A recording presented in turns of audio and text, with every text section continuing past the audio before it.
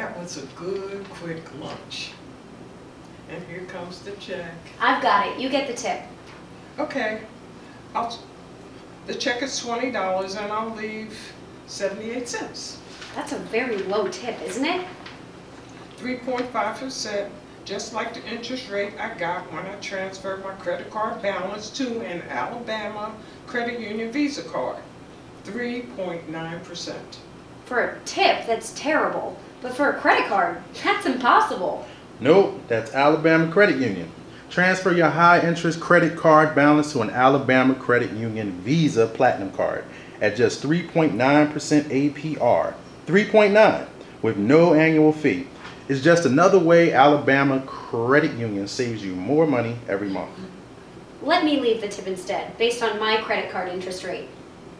Can I borrow a couple fives?